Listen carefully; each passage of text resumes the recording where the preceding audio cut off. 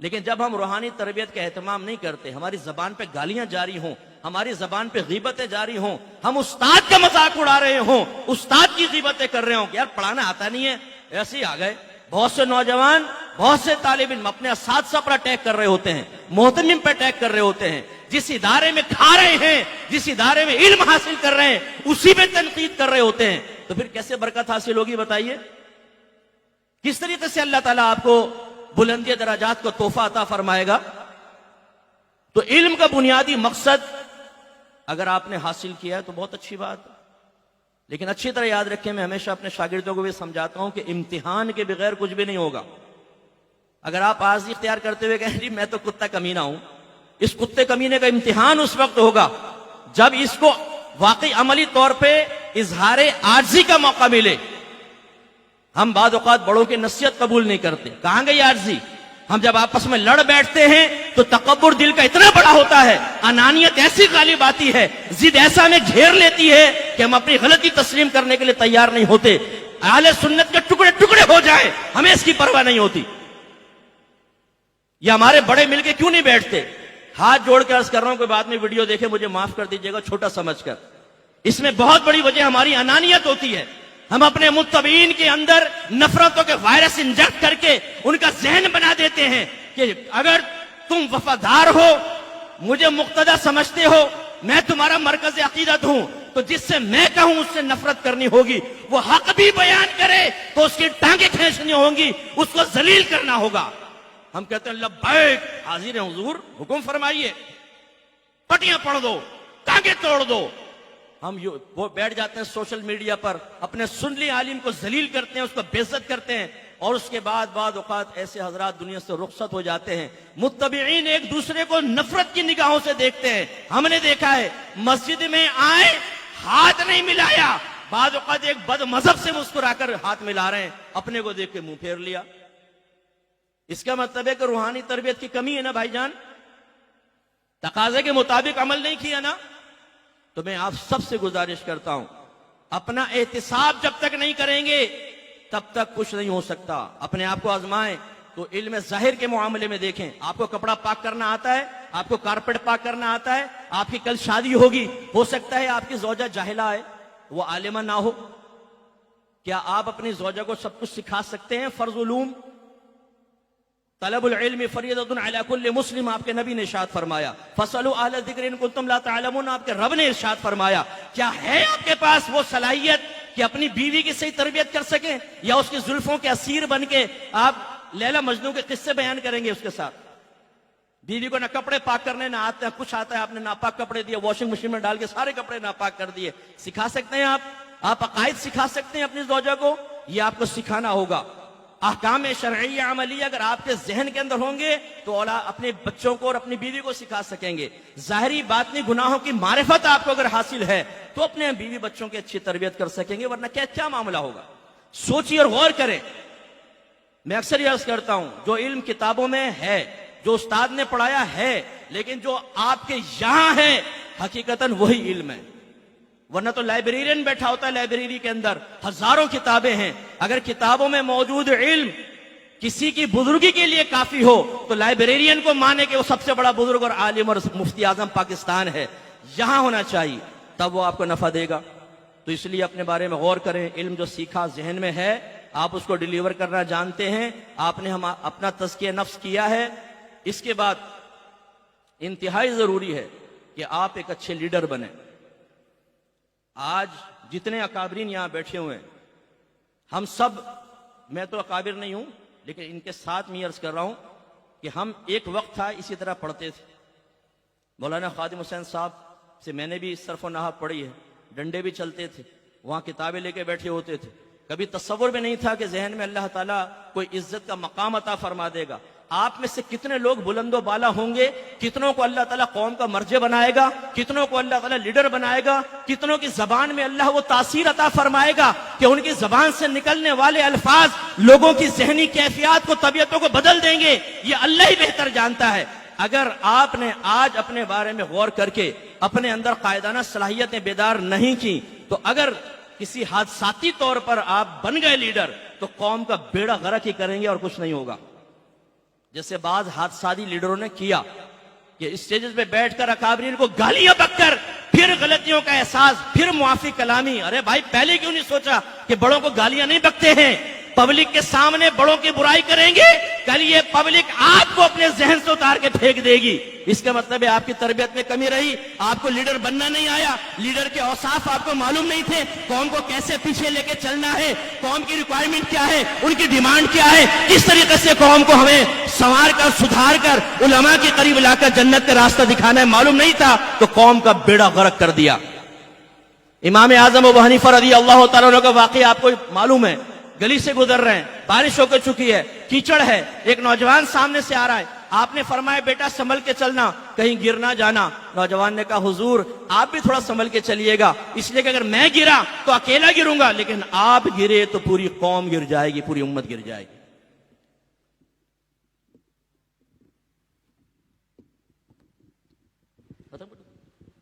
اچھا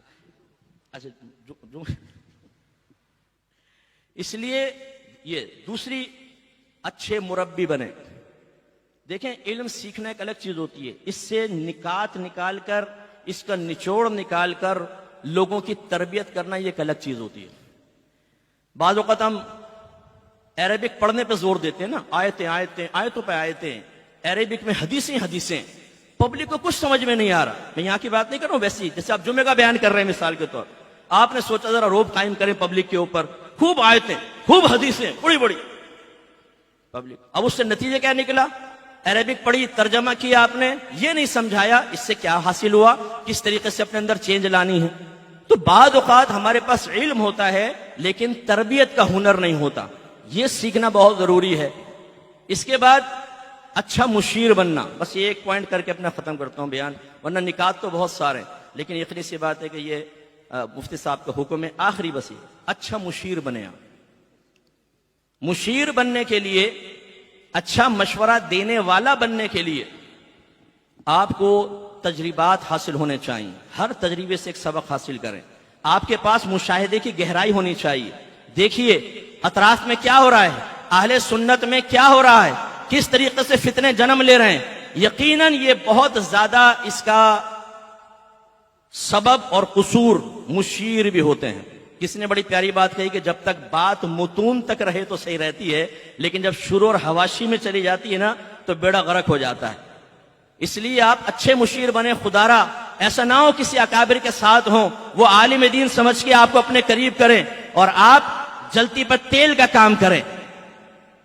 حضور آپ کو پتہ نہیں آپ کے خلاف بول دیا. کیا بولا؟ اس نے کہا یہ. اب ہمارے معذرت کے ساتھ بعض بڑے بھی نے سوچتے کہ ایسے فراڈی دنیا میں بہت سارے ہیں. اگر کسی نے کہا ہو نا یار میں نہیں آ سکتا ہوں، تو جا کر کہیں گے حضور وہ کہہ رہا ہے میں نہیں آ سکتا ہوں. انداز، چہرے کا تاثر، سامنے والا ایک دم گھبرا جاتا ہے. بولتا اچھا ایسا.